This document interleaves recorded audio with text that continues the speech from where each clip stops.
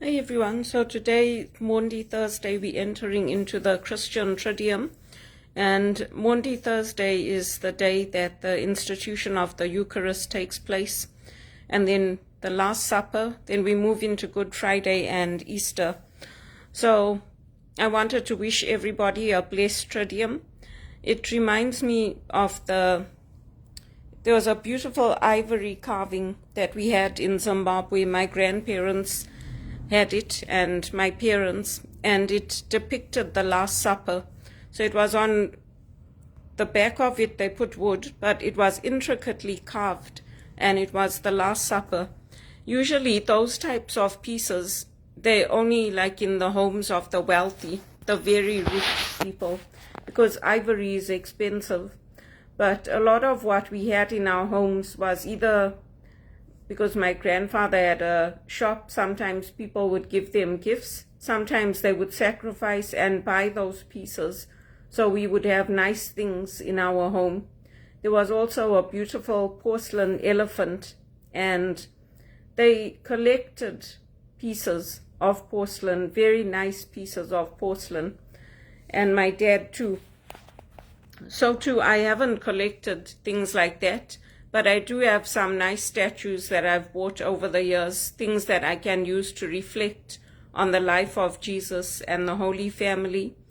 And that piece was very beautiful because it's got that famous iconology where it's the Last Supper and Jesus is sitting at the table and the disciples are all with him.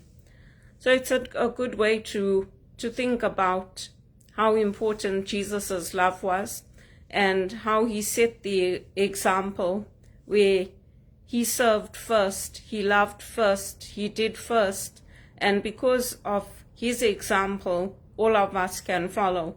And because of his love for us, we can in turn love other people. And that's the same with the washing of the feet. Normally, it's not the teacher who will serve, who will wait on people, who will wash people's feet. It's normally the disciples, the students, the ones who are following him. But Jesus is always doing the opposite in the scriptures throughout his life. And he's bringing the fulfillment of the Old Testament into the New Testament. And that's what we're seeing. If you see the scriptures for today, you see how there's a fulfillment. The church has positioned the scriptures so that you can understand and we can understand. If you look at that Old Testament scripture and then you look at what's happening in the New Testament, you can see how fulfillment of prophecy is taking place. So it's that love that we take out into our world, into our ministries, whether it's in our day-to-day lives in the workplace, when it's in customer service or HR or administration, whatever we're doing, we do it unto the glory of the Lord.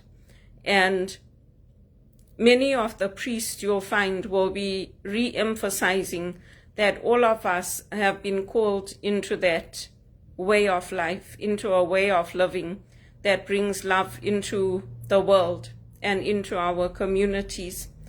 And today the Pope, our new Pope, he's not new anymore, but Pope Leo, he's asking for 12 priests. He's going to choose priests. But in tradition, all of us are allowed to do it. We grew up in a community where it was always the men, but it changed over time. So women do go up and have their feet washed. And Pope Francis took that into the prisons, the women's prisons too. So it's for all of us. And people they offer to go up and to have their feet washed. I normally don't go unless Father Larry invites me or whichever priest is there celebrating the Mass. I normally don't go. They will ask me if they want me to come up, and then I will go. So that's how I do it. But yeah, I just wanted to wish everybody, I hope you have a blessed and a happy Tridium, and that this time is a holy one for you. I know it is for me. I don't do too much over this period. I just spend it in church reflection and reading the scriptures. And I don't go to other people's homes. Before I used to, but I like to stay at home now, and I like to be close to the church and to just have the quiet. And hopefully for many of us who have been out of work a long time, we'll be going back into paid employment. Unfortunately, the 2 days of work I was supposed to get fell through. I was supposed to be working today and Monday, but I think they either went with someone else or something happened, but I didn't get that. And then other interviews I was waiting on, the recruiters haven't heard back. So that's how it goes here. A lot of disappointment, a lot of waiting, but hopefully I get good news and I have something fall into place for me. And, you know, it's a worry, it's a big worry to be going on sitting at home for so long, and that's why I'm also crafting all these flyers and services I can offer. And I didn't offer the spiritual direction for a long time, because usually I get that through the college, like Regis College will ask me if they want me to come and help or do something, but they haven't for a long time. So I decided to just put it out there and to see. I used to also advertise through Spiritual Directors International, but that's for everybody. It's not just a Catholic focused organization, and you have to pay for that as well. So that's why I just did it on my own, and I put it through LinkedIn, through Facebook, and I always let the priests and the sisters and everybody know that if they need somebody, I am available and I'm looking for work. And that's all you can do. That's all you can do. Unfortunately for me, it's been ongoing since 2007. I'll have 3 to 6 months of work and then I'll be sitting at home. So even though that customer service job at Teleperformance was very hard on me, I stayed there, because you can put out thousands of applications and you cannot get even one job offer. And that's why people stick to their jobs. Even if their health fails, even if they don't get accommodations, people stick to it because there's no work.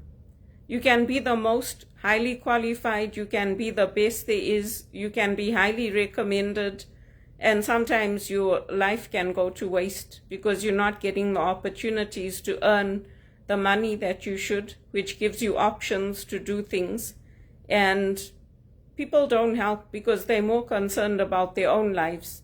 So it's not the way the Christian community should work, but unfortunately, that's how it goes sometimes. And for me, I mean, even in a way, I'm glad I don't have a property now, because there would have been pressure put on me to sell that property and to go rent a room in a house. And it's always me. What about everybody else that has properties? Why isn't pressure put on them to sell their properties and distribute the money within the family so that everybody can have a roof over their head and something to eat and upgrade their skills? Why is it always me that everybody's recommending for psychiatric assessments? It's not fair, because I don't cause problems for people and I'm not accepting it. At the end of the day, that's what it comes down to. I'm not accepting it and my doctor's not accepting it. They need to sort out their own mental health problems, because they can't deal with the fact that I've worked so hard and nothing's working out for me. And that's not my fault. If people had shown a little bit of compassion, I could have kept the property I bought for me and my mom, and none of this would have been happening, because I'm spending more now than I would have spent on the mortgage that I had. But people were too selfish to care. So, and I'm saying it on purpose, because that property would have been for me and my mother. There are people that have 2 properties, 3 properties, they couldn't be bothered. And then they want to complain because God bless me. When I came here, there was no swimming pool, there was no gym, there was nothing. All of that came later. And that's God's blessing on my life. So instead of complaining about it, people should be happy for me. And they should be trying to help me get me into a good paid job. That way, their problems will be solved and my problems will be solved instead of what they're doing. That would be the ideal. That's what I say.